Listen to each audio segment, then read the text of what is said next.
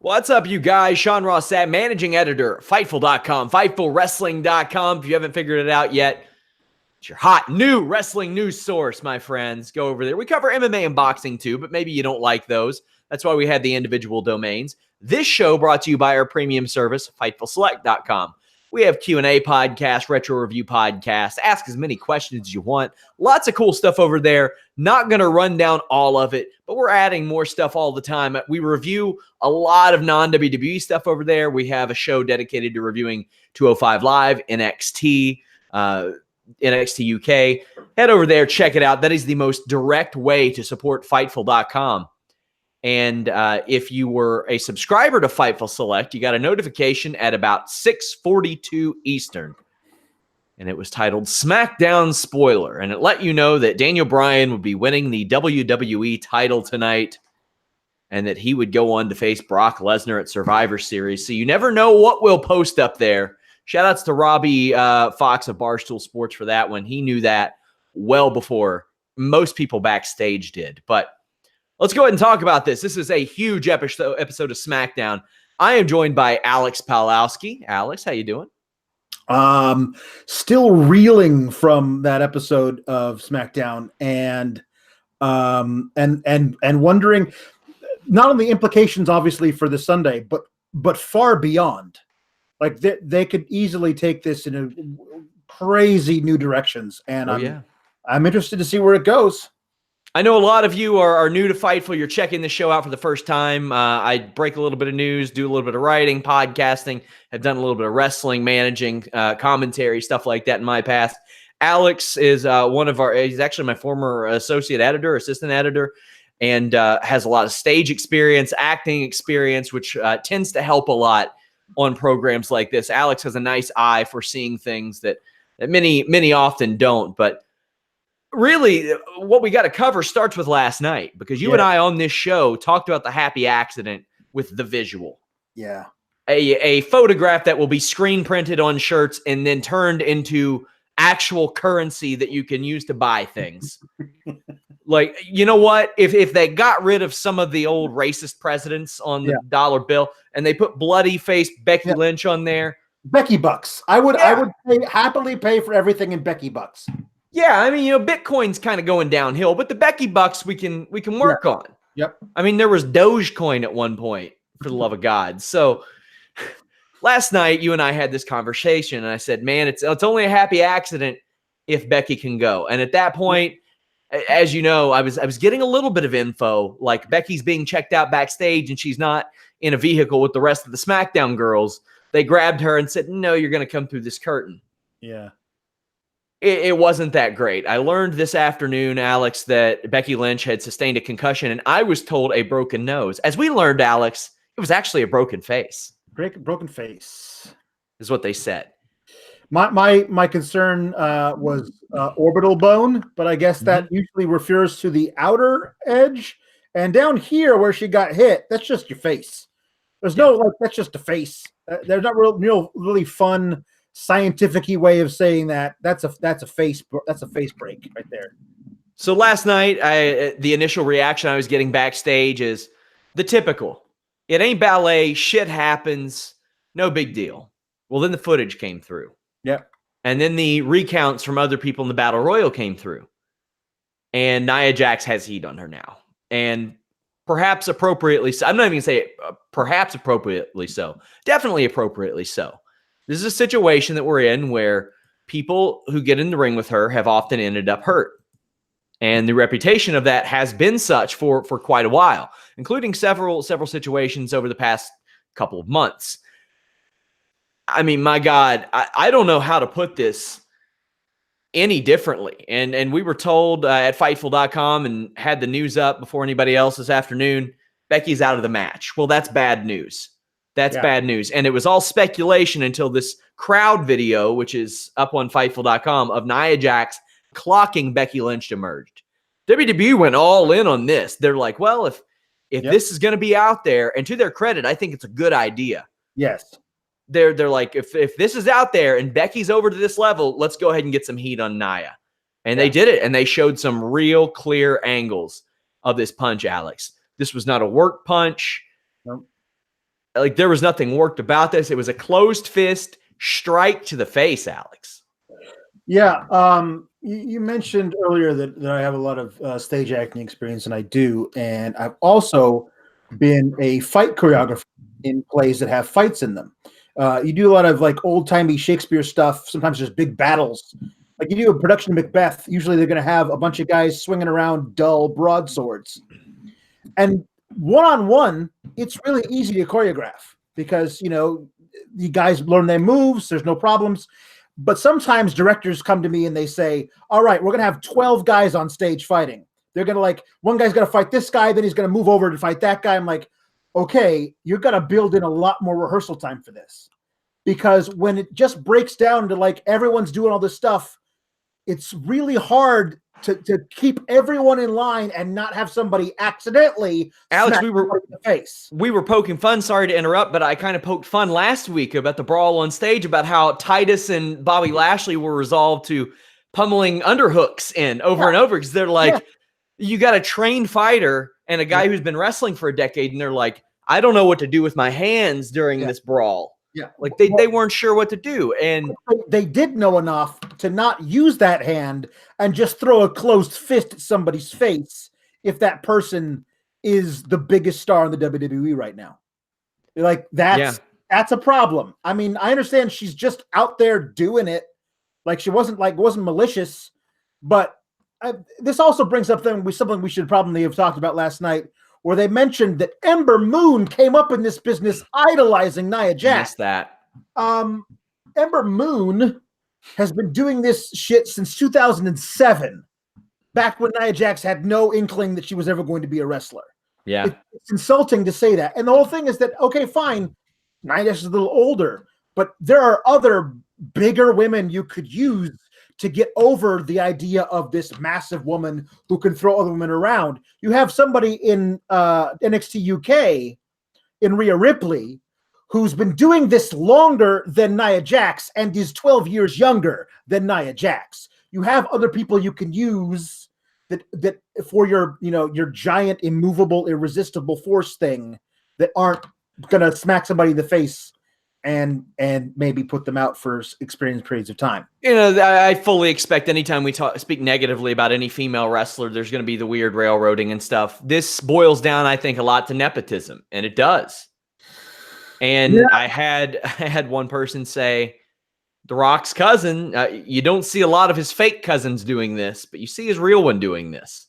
Yeah. And man, does she have ability and potential? Damn right she does. She has a lot of potential. She had a real good match with Ronda Rousey.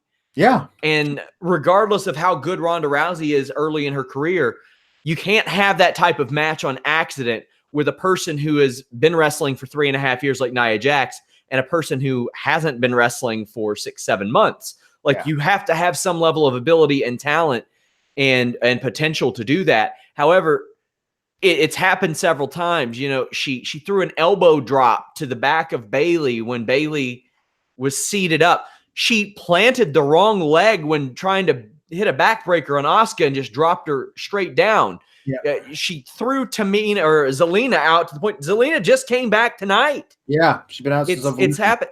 And we had this discussion about Brie Bella. I mean, the thing is, Nia's had those couple of breaks off, and I want her to get better. I do, because there is potential in her, but I've not seen the improvement. I've not seen her work get better since she came to the main roster, which a lot of people thought it was a little early. Not only that, you look back at her reaction when her name was called and the legitimate surprise, maybe a little bit of her being overwhelmed.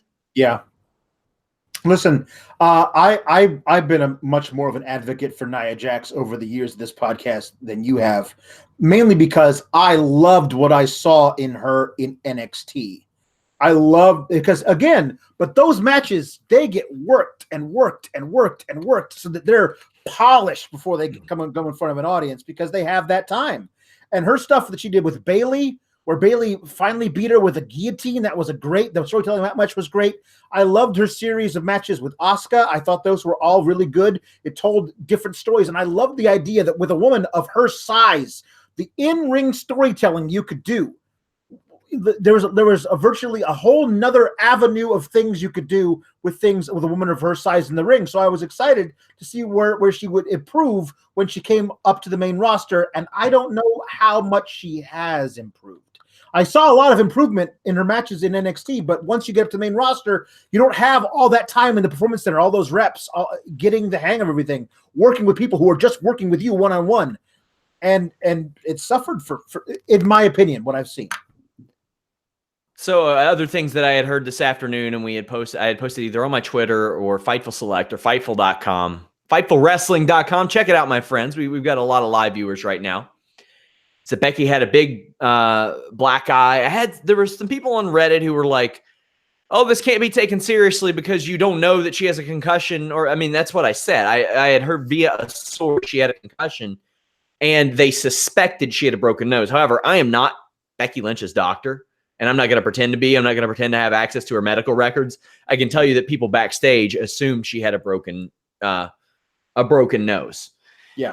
WWE says a broken face, and I tried to get a hold of WWE today. I reached out for comment and nothing, and understandably so, because it's going to be worked into a big storyline. The Liv Morgan, Brie Bella situation, they were able to clear that up very quickly because that wasn't going to be worked into anything for that night's SmackDown. This was a big hook to get them to get people to tune into the show.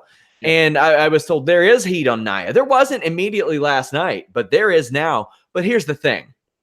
I also had one wrestler tell me, yeah, there's heat on Nia, but who will say anything to her? Not that they're afraid that she'll beat them up or anything. It's just afraid of the long-lasting ramifications of saying something like that. Now, that being said, a lot of people would say, oh, well, because of The Rock. Well, the thing is, you think Dwayne Johnson's going to take time out of his day to politically bury somebody who is working nonstop? No, he's not going to do that, because what Dwayne Johnson does very well is make sure everybody likes him. Yes. And it's not a non-genuine thing. It is a very genuine thing. He is widely adored by almost everybody in wrestling for his ability to do that and to do nice things and to help put people over. People you would have no idea that he even knew about, he'll go out of his way to put over on Twitter. But there still is that fear because of the connection and because of her place of that. And hey, I hope she gets better. I hope she improves. I think that, I criticized Tamina's work an awful lot and her human statue performance on Raw, but she didn't do anything out of her depth. Nope. I did an interview with Christopher Daniels of Ring of Honor a few weeks ago, and he's 48 almost. He's almost 50, and he's still wrestling. And I'm like, what's your secret to longevity? You don't get hurt. Nothing ever happens. And he says, you know what I don't do? I don't do anything in minute 3 that I can't do at minute 30 in a match.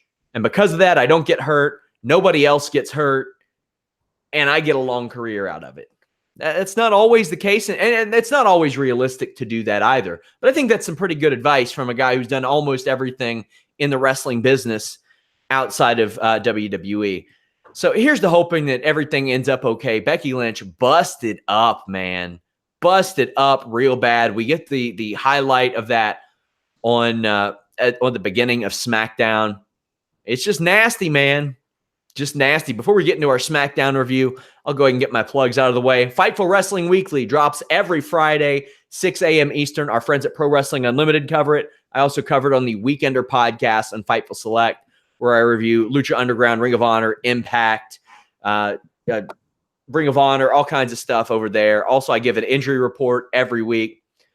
Also, listen, your boy, 3 p.m. Eastern. We are 2 weeks away from Listen Your Boy 100.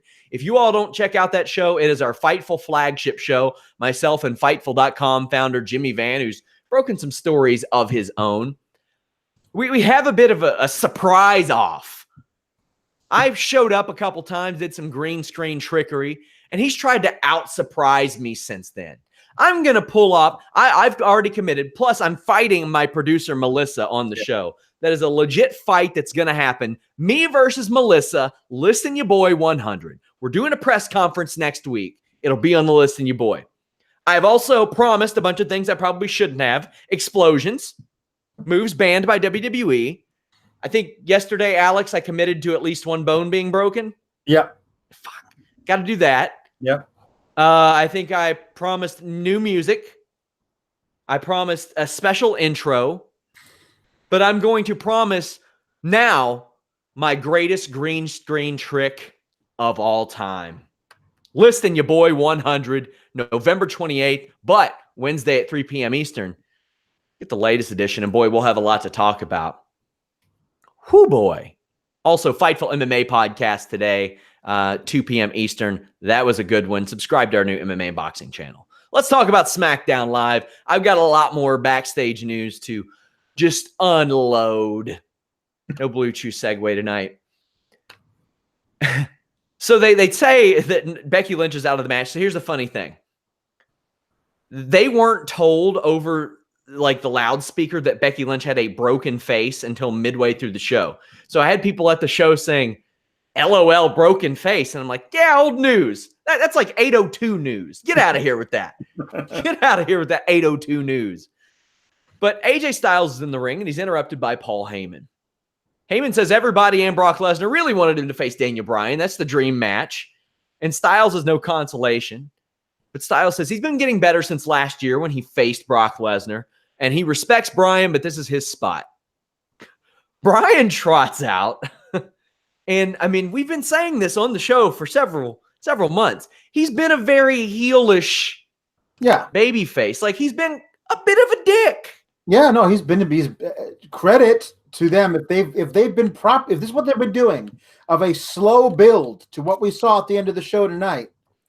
Credit to them, because it started out as just being like, hey, D-Bry, maybe you shouldn't say like that Miz is a coward. Like he doesn't wrestle the same way you do, but that's kind of weird that like you have zero respect for this guy. Like and we were like, I guess that's the babyface thing to do in WWE, but it just feels awkward. It's the Rousey issue where she's like, oh yeah, well you banged this wrestler, and it's like, I don't care. Right. I don't care. Nikki Bella's vagina, Nikki Bella's business, homegirl. Like, why are you bringing that up in a promo? Yeah. Smallpox, that's 802 news too. That happened a long time ago. Yeah. And that happened with Bryan a lot. Like, before Daniel Bryan left, you could really kind of play that Miz is a wimp card. But, man, you see all the obligations he has. And when you think that he doesn't have enough obligations, it's like, oh, yeah, by the way, we need you to star in this smash hit reality show too, by the way. Right. And hey, your wife, while she's off the road, can she do that too? Yeah. So yeah, it's been building for a while. Just little drips, here and there, a little trickle of heelishness. And then him just like flying off the handle last week. Going nuts on on Samoa Joe and everybody. Okay, I kind of forgot that he choked you out too as part of this whole feud thing with AJ Styles, but I guess you hadn't forgot about it, Daniel. And then this at the beginning of this thing, like he just comes out to the ring to tell AJ Styles, "Keep my name out your mouth." Yeah, and I kind of like that, considering how he's been for several months. It's incredibly consistent. Yeah. Just, hey, this really didn't need to be a thing I need to be a dick about, but I'm going to be anyway. Right. And that's what he does. He shows up and says, keep my name out your mouth. Yep. And that's it. And there's Paul Heyman over there, doing the Mr. Burns excellent. Like, he knows he's cooked something up here. He knows that he has. So AJ says his name, and a brawl breaks out. Daniel Bryan was true to his word. He punched AJ Styles. Shane McMahon interrupts it. Now, I was actually told that there was consideration of Shane McMahon being replaced in the Survivor Series match with Randy Orton as of today. Like, there was some discussion about that. I don't know why or if that ended up being axed, but that was something that was brought up today at the tapings. And I wonder if so many of the shifts, they thought one too many, perhaps. Yeah, maybe.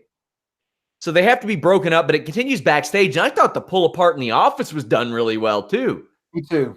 I like for some of the makeshift things that they've had to put together between Roman Reigns and Becky Lynch. Keep in mind, if you had two people and you're a WWE writer and you're like, man, I really don't want them to go down.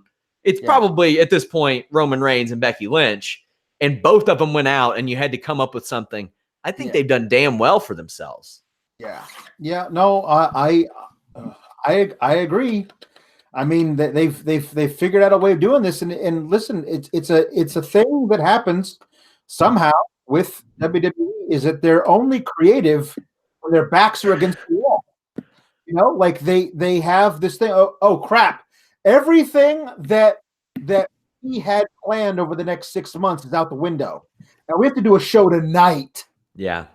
So everybody give me any idea. No idea is too crazy, and we're going to figure out one. And that's how it happens. Because if you have all this time and you say, okay, give me your pitches for the next cycle of stories that's going to start in 3 months. Everyone's like, we could do this thing again. And that's because they know that's probably what's going to please the boss.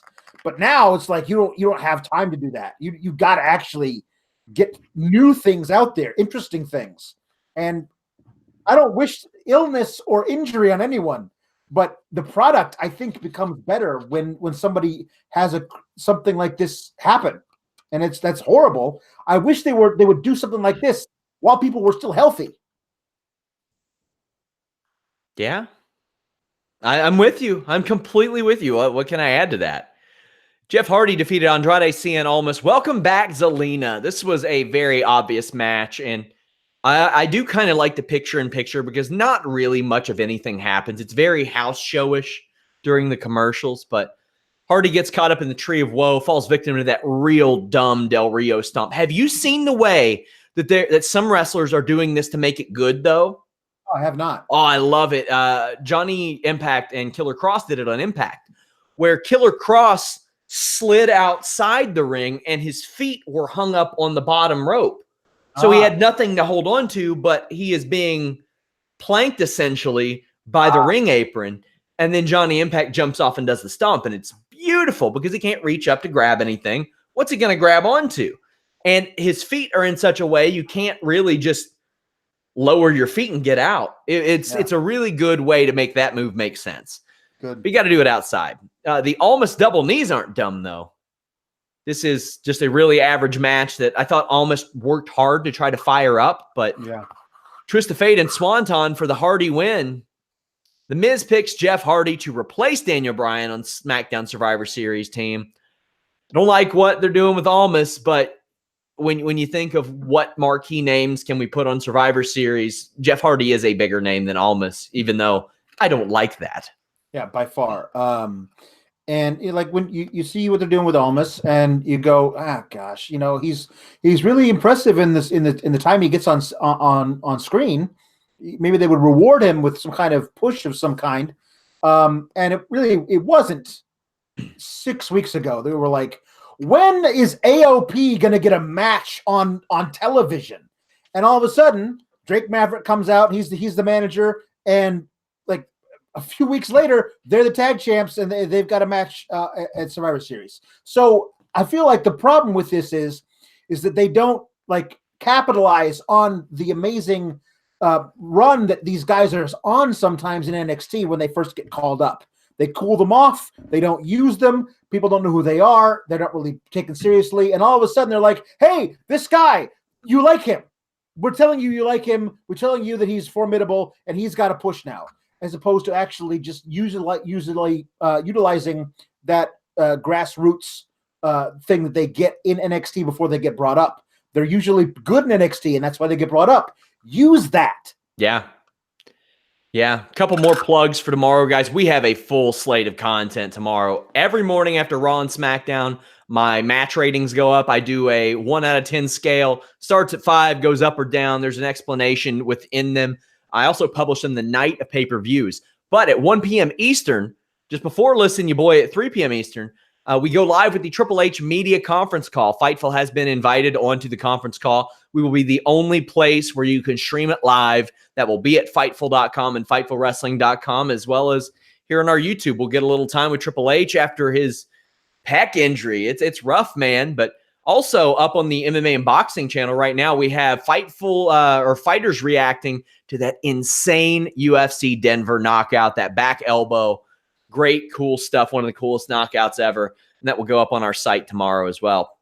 Backstage, The Miz says that he wants Rey off the team because he's Daniel Bryan's pick. And Paige says, whoa, we're not doing that. But if you want him off the team, you got to beat him. I thought this was a really great way to add stakes to a match that had no point. And SmackDown has been very, very good at that of late. Yeah. Just adding something, because I didn't know. I was like, you know what? Maybe they will. Maybe this is how Orton gets on the team. Yeah. Like, how does that happen? This was a very creative way to just add a little something. Yeah, it's very sly, these ways of adding stakes. I'm here for it. Any match should have a reason why it's happening.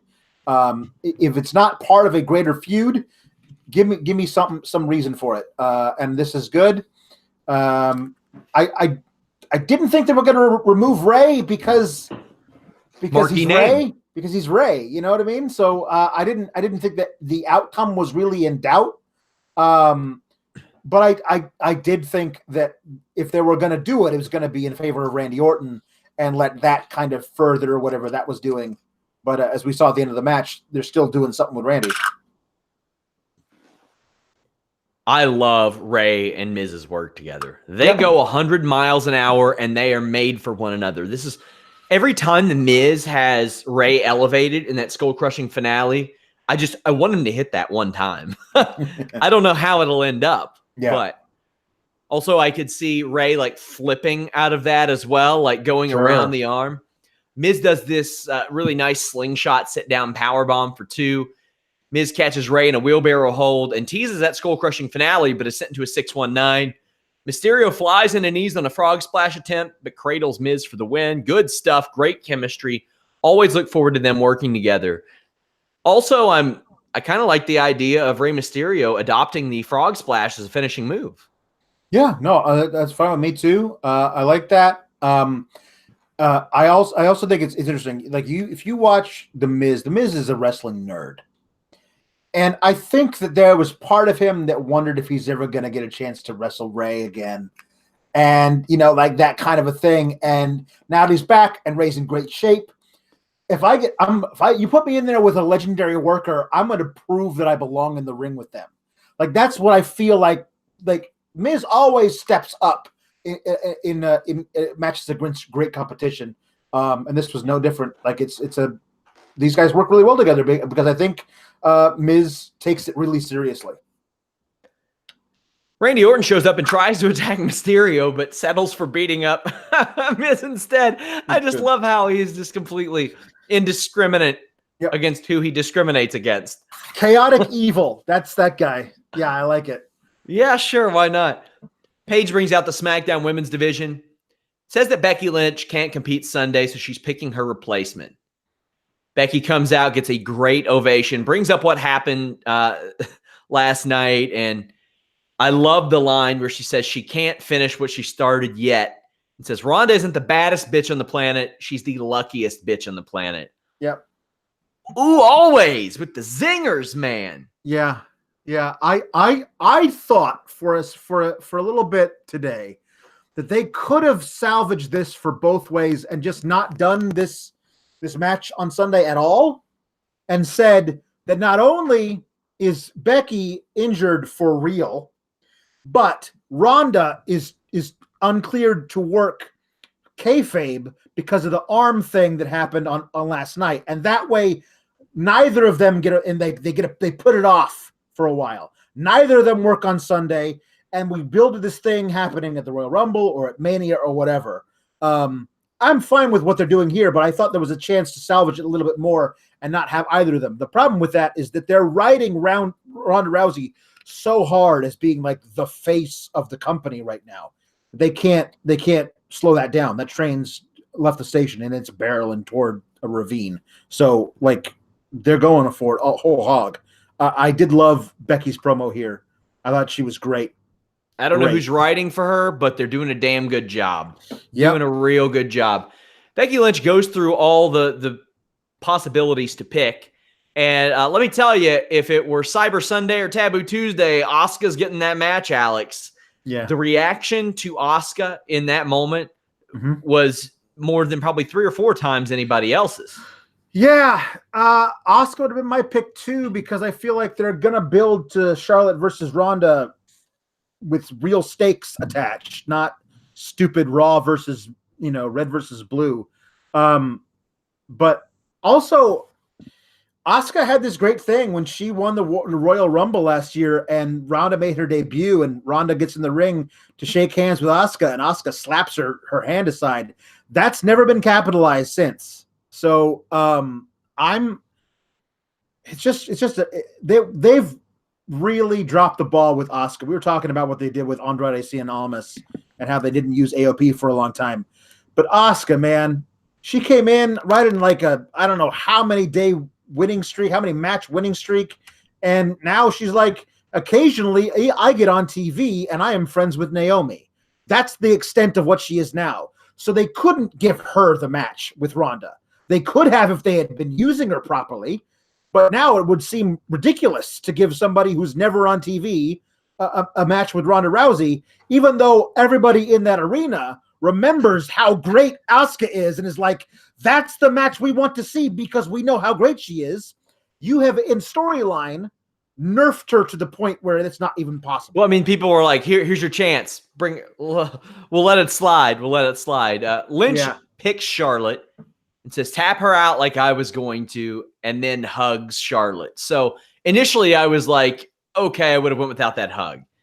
Then the more I think about it, I'm like, no, this accomplishes an awful lot of shit. And I mean an awful lot of stuff. You want an easy way to bridge into a four horsewomen deal?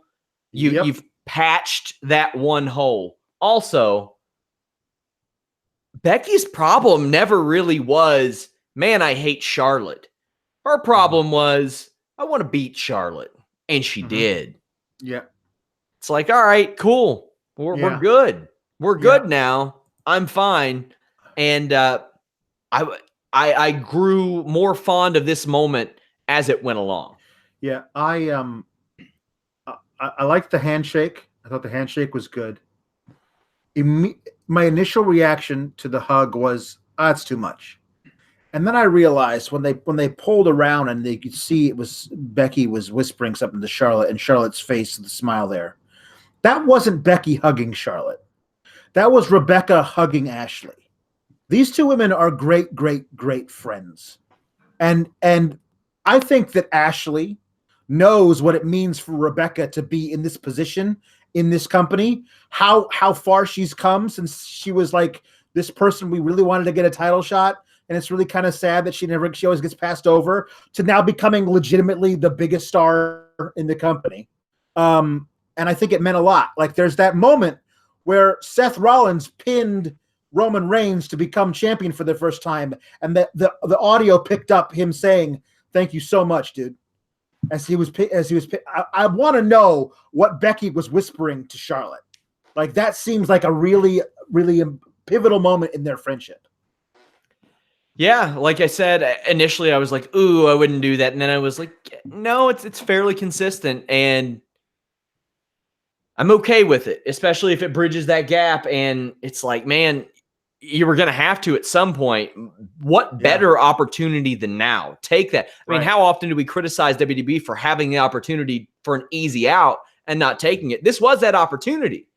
Yep. Becky hand selecting Charlotte and saying, here's me saying sorry without saying I'm sorry, because that's how you take the edge off of Becky Lynch. You have her go, I'm so sorry, Charlotte. No, this was her make good for anything bad that she ever did to Charlotte in her own way. I loved it. And there was a bit of a threat in there too. You tap her out like I was going to. There's an implied or else in there.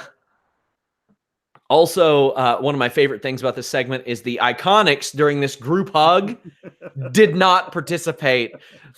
Billy was like, yeah, good job, while Peyton patted the group. That was so funny. My favorite part of them in this segment was when Becky was going to all the people, and when she went to them first, they were like, huh? Us? Give us the title, give us the shot, because with them it would be the both of them. And I love the idea that it wouldn't be either of them, it would be both of them at the same time. Let me ask you a question. Yes. In kayfabe, why did the Cologne stand around awkwardly, half naked all the time? Because Wearing no shirt with jeans looks a lot more uncomfortable for everybody else than them wearing their gear with no shirts. Yes, I agree.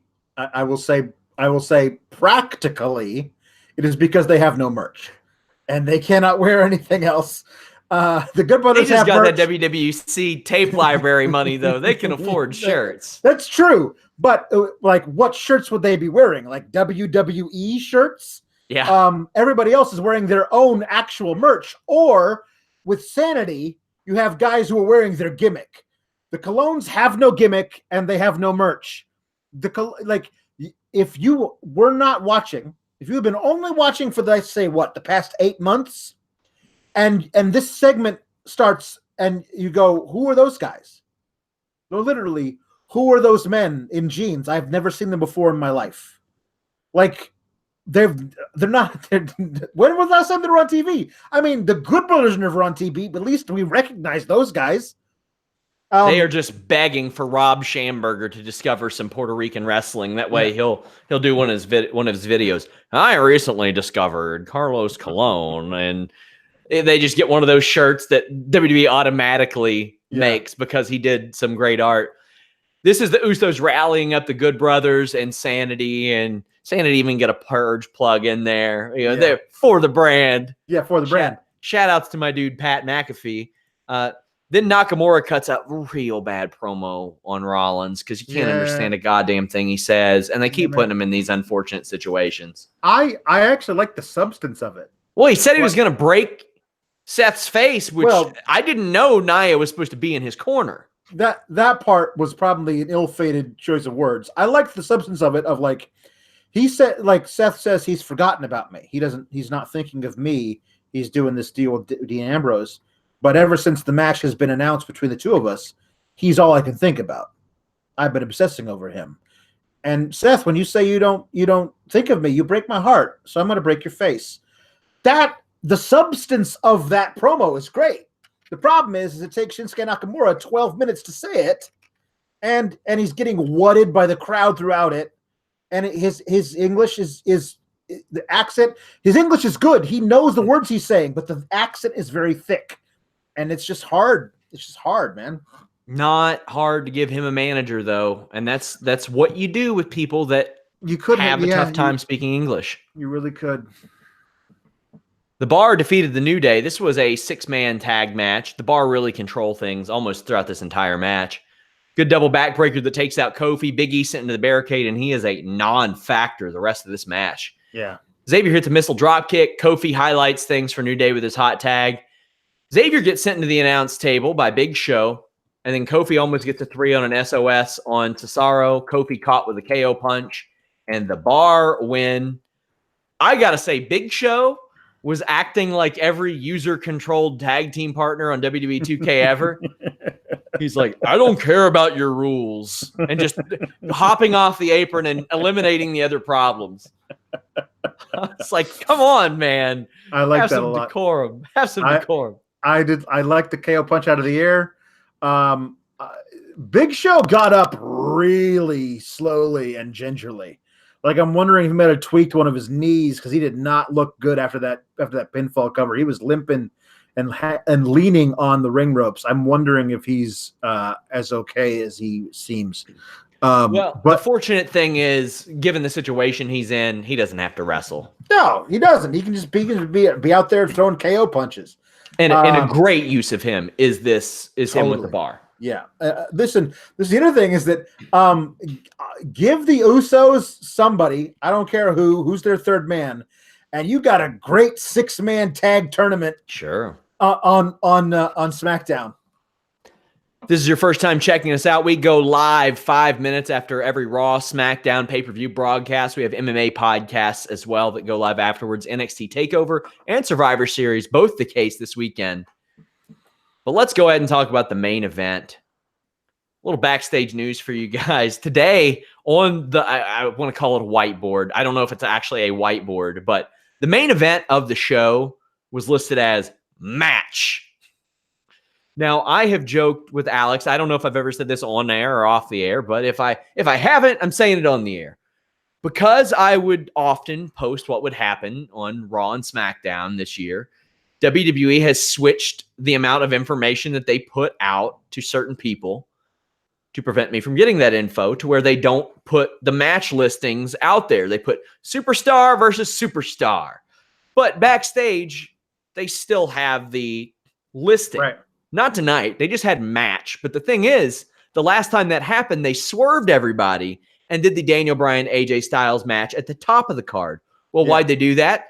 Because up until very, very shortly before that SmackDown, they were going to do that match at the Performance Center. They were going to have an NXT ref. They were going to have the families of the wrestlers there. They were going to do it there, all that stuff. But that all changed because Daniel Bryan didn't want to go to Crown Jewel. If you ever wondered, and I'll go ahead and answer this question from the chat. Somebody said, is Daniel Bryan bulletproof? And I'm thinking, you damn right he is.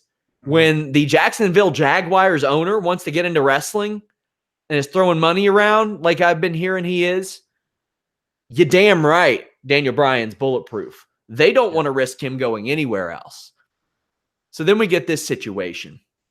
Daniel Bryan defeated AJ Styles to become WWE champion. Now, this wasn't a spectacular match by any stretch of the imagination, Alex. Why is that? Well, because about 8 minutes of it was hidden behind commercials. Yeah. We had 8 minutes of commercials versus 5 minutes of action at one point. It was very rough. But Daniel Bryan becomes WWE champion. Let's go ahead and work over the match. Styles hits a flying forearm, starts to work over Bryan's leg, but Bryan knocks Styles off the top rope. Bryan does this awesome punt to AJ Styles' arm that I loved. And then Bryan gets a dropkick super Frankensteiner, belly to back superplex, and narrowly escapes a Styles clash himself. The finish of this match was fast, furious, and really good. A Styles victory roll. He gets up, hits a Pele kick, but then eats knees on a springboard 450 and is put into a yes lock like effortlessly. It was real good. He gets to the ropes, and a flying knee is countered into a drop kick by Styles, but Bryan turns the calf crusher into an armbar. Styles gets out of that and hits one of the best damn catapults I have ever seen in pro wrestling. But then Styles flies into the ref, and Bryan kicks Styles right in the penis. I don't think, first off, that AJ's going to be adding any more initials to his tattoo anytime soon, based on the 2018 he's had. He is getting kicked right in the Wendy's over and over and over again. Alex, at this point, like, do you ever watch true crime shows? I used to, not so much anymore. So you know the scene where the cop always has to break the news to the wife? Yes. That's got to happen at some point. Like on the Edge and Christian show, Edge and Christian have to go to Wendy and like knock on her door, and they're like, and she's just like, oh no, tell me it didn't happen again. Like she breaks down, and then you cut to her like in a confessional. I knew it as soon as they opened the door. I knew what had happened. He had been kicked right in the penis. And Edge and Christian have to break the news. I'm sorry, ma'am, to have to tell you this. It happened again. We thought it wasn't going to happen anymore, but he got kicked right in the Wendy's. Lost in all this is the fact that Daniel Bryan actually did win the WWE Championship with a flying knee and then kicked Styles in the head afterwards. Alex, I know that I've just unleashed a lot for you to unpack here, but man, Daniel Bryan, WWE Champion. Credit to our boy Robbie Fox of Barstool Sports. We were talking about this before the show. He had it before a lot of people did. And we posted it on FightfulSelect.com. What do you think, Alex? I really did enjoy the substance of the match that we got to see for the commercials, but I loved everything about the finish. The transitions from the calf crusher into an armbar, into a yes lock, out of the yes lock into the catapult. Like that was all really, really, really good. So good. Love these guys doing it. And I honestly thought that Bryan was going to win via tapping out Styles to the yes lock. I thought he was going to do that. I thought he was going to be he was going to remain face while being disrespectful to AJ after winning. The penis punt caught me off guard. I did not see them turning him heel. And even after the penis punt, his reaction to like, oh crap, I can't believe what I did. Well, I better win this title because I really want to be champion again. And he wins, and that's it. I thought, okay, well, they can figure out how to deal with the penis punt later. And then no. He goes over, he like tastes his own blood and kicks AJ right in the head, and then gets the crazy sadistic, like Bray Wyatt-ish look in his eyes. We're getting a new Daniel Bryan as WWE champion, and look, I mean, he, regardless of whether or not he beats Brock Lesnar, he's still going to be the champion next Tuesday. Almost certainly going to be the champion when he probably faces AJ Styles at TLC. If he's still the champion come Royal Rumble, you have an opportunity for possibly The Miz winning the MMC, the Mixed Match Challenge, and getting the 30 slot, and then The Miz becoming the Royal Rumble winner, and then we get Miz versus Daniel Bryan. The Miz, babyface Miz versus Daniel Bryan. Isn't that a swerve? All these things are possible, and I'm going to allow them some leeway to figure out how to do good things with this. But I honestly don't know. This did shock me. It did again. This seemed like, okay, so what if we put the title on Daniel Bryan and he's a heel? Sure, let's do that. Like it felt like it was one of those things where we're gonna figure out what we're gonna do with this later. But we gotta shock some people, because this whole thing, I honestly do believe they were planning on main eventing Survivor Series with Becky versus Ronda. Like they were building, that was the whole thing they were talking about over and over and over again. The invasion angle they ran last night was the women. Like it was going to be the whole thing, the heart of Survivor Series was going to be Becky versus Ronda. That's out the window. Either. Yeah. So Bryan becomes a 5-time world champion in WWE, if you believe it. I mean, it's kind of lost on a lot of people. He has been world champion 4 times, WWE champion 4 times, world heavyweight champion another time.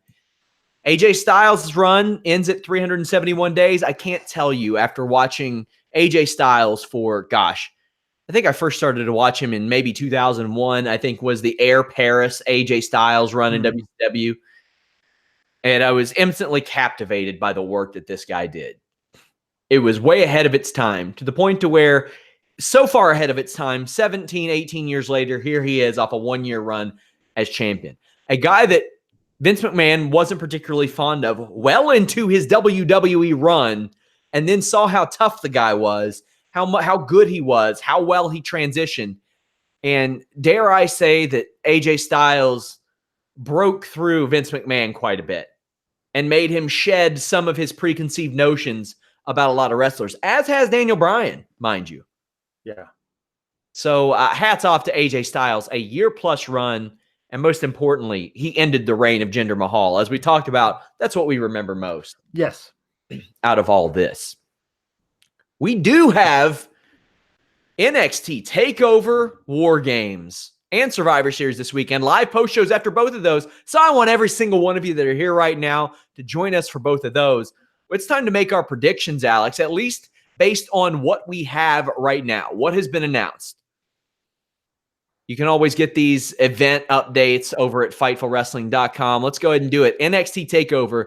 Shayna Baszler defends the NXT Women's Champion 2 out of 3 falls against Kairi Sane, with a lot of speculation regarding the horsewomen. And now the remaining horsewomen are in canon WWE characters now. How do you think this one goes? I think Shayna retains. I think she wins the first fall on her own, and then Kairi comes back and gets the second one, and then Shayna requires help from her horsewomen friends to get the third. I'm going with Baszler as well. If we get a women's tag team division, and it's floating like we suspect that it is and should be, and that's just speculation on myself and Alex's part. Kairi Sane and Io Shirai are a just tailor-made team. Yep. There. Johnny Gargano against Aleister Black. Aleister Black looking to gets his heats back as he returns from injury, essentially. I can't shake this feeling that we're gonna get Johnny and Ciampa back together again, but as dark side of the moon heels. Like, just Johnny on the dark side is just so weird to look at, and I just love the idea of Ciampa being like, "See, buddy, this is who you should have been all the time," and him being like the Emperor to Johnny Gargano's Darth Vader, and being more like a mentor to him. I think that we're gonna get a dark side DIY at some point, and I think it starts with Ciampa possibly helping Johnny in this match. That would be very interesting. I'm going with you on that one. WarGames, the War Raiders, Pete Dunne and Ricochet against the Undisputed Era. I got to go with the Undisputed Era. They are special. Yeah. A very special kind of shit heel, and they're going to get a big pop, and then whatever they do will get over as heels throughout the match. I've mentioned this time and time again. Tommaso Ciampa, Dean Ambrose. It is a new kind of heel where the crowd respects and likes these people, but are more than happy and willing to go on the ride with them. Sort of like Elias on the main roster for a little while before he turned face. I got to go with the hot hand, Undisputed Era. Yeah, I think they'll find a way to win. It'll be interesting to see how they get rid of, the two brutes, a Marvel Comics character, and perhaps one of the best wrestlers, like real professional wrestlers I've ever seen in Pete Dunne. But I still feel like there's no way you can beat the Undisputed Era if they're all working together. Tommaso Ciampa defends against Velveteen Dream, and Velveteen Dream has had his problems outside the ring. I mean, there have been some issues, and he's still very young in his career. But he is also a very special talent, too. Yeah. That is a term I reserve for a select few people in wrestling in WWE. But he is a special talent. Yeah. Is he the type of talent that can carry the NXT Championship, and will he after his match with Ciampa? No, I mean, I think there's a chance that Ciampa helps Johnny Gargano in the match with Aleister Black. I think there's a much larger chance that Johnny Gargano helps Tommaso Ciampa and submits himself to his master Tommaso Ciampa, especially because you have this thing to fall back on where Velveteen Dream started the Johnny Failure chant to Johnny Gargano. I think that there's some unfinished business between him and between the two of them.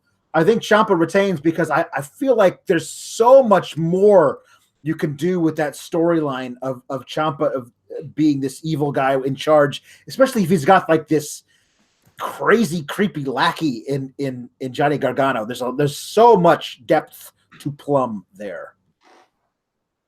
Reminder, we do go live 5 minutes after NXT TakeOver is done. And, of course, we've got WWE Survivor Series 2018. Hey, guys, I want you all over in these live coverage shows on our Discus boards. I know maybe some of you all have hit up Discus boards on other sites. We have a very welcoming community over there. Raw, SmackDown, any show. We go live for almost every show. Drop in, make your predictions, say hi. It would mean a lot to us. It's a part of helping us grow as a community and as a website. If you want more great stories like the ones that we did today and the backstage news we had today, the bigger our site is, the more likely people are to give us the skizoops, as we say. We got Survivor Series. Let's go ahead and talk about it. Now, quite frankly, the answer to a couple of these should be, who gives a shit? Yep. Most of them should be who gives a shit. Most of them.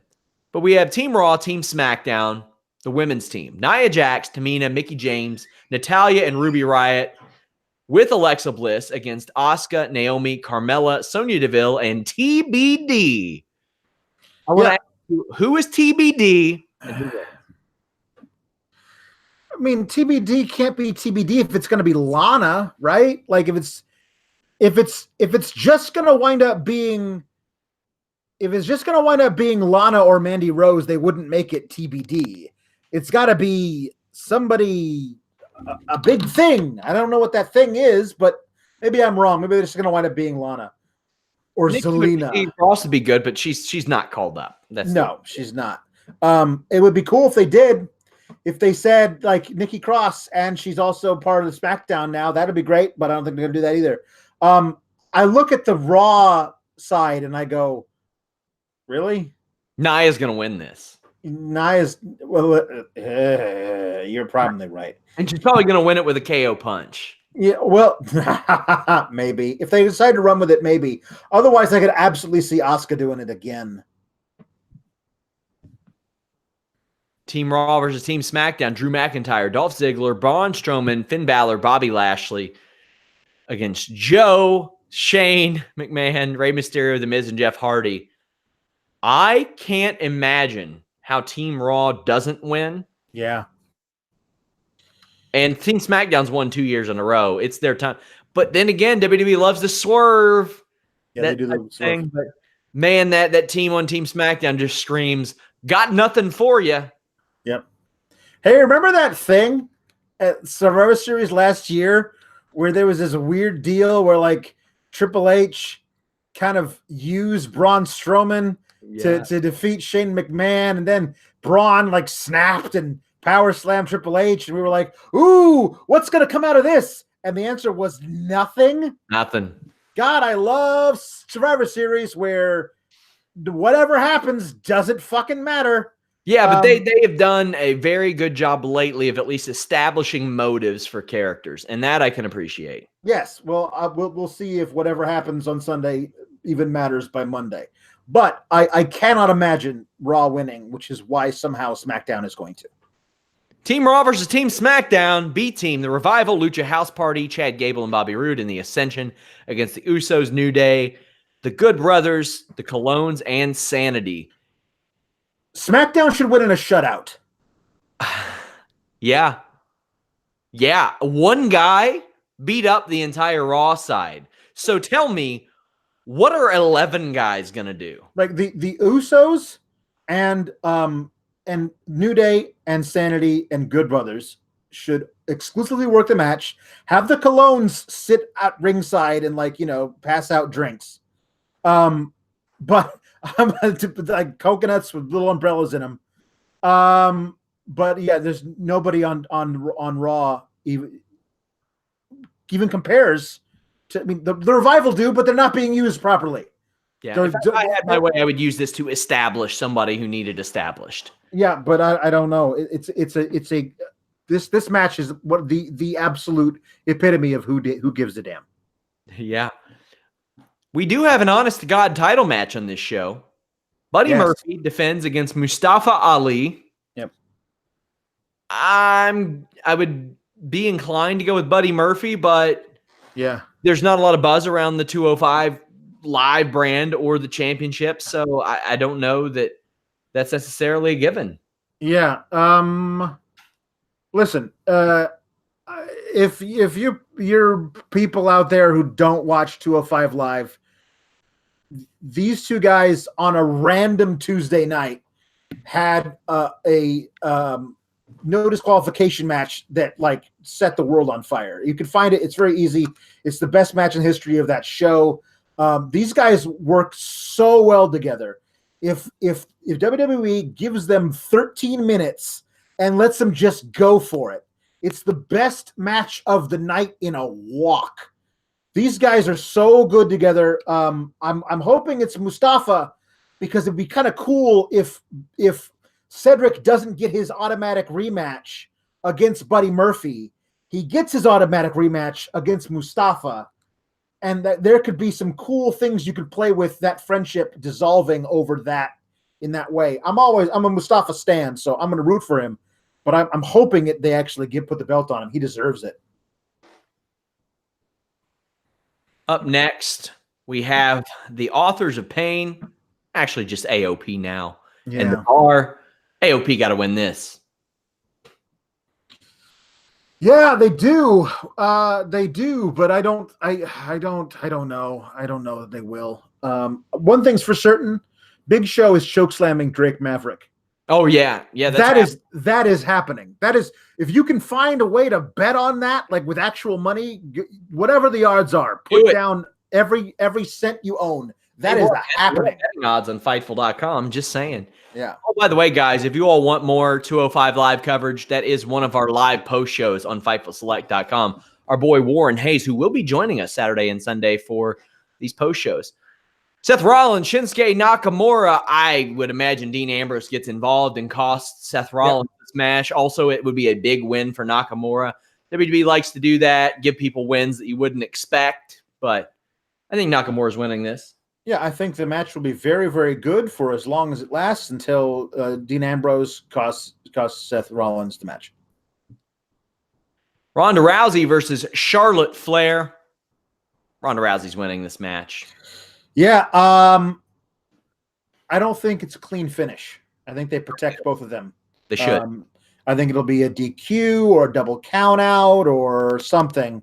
I think Ronda will look extremely strong, but they will not make her win clean over Charlotte. They're saving that for something. Brock Lesnar, Daniel Bryan. Brock is winning this match as well. Maybe another dirty finish. AJ Styles might get involved somehow. Yeah, I could definitely see AJ getting involved. It'd be weird to have him off the show entirely. Although, in case you were wondering, he was slated to compete in the Mixed Match Challenge tonight, but did not because, he got beat up by Daniel Bryan, and they replaced him with Jeff Hardy. So, that's the things I can appreciate it. I'm glad they did that. And they lost, didn't they? I'm assuming they did, which is why they were undefeated at that point. Battle the undefeateds tonight. Yeah, exactly. I'm assuming that they lost. It would make sense for them to have lost.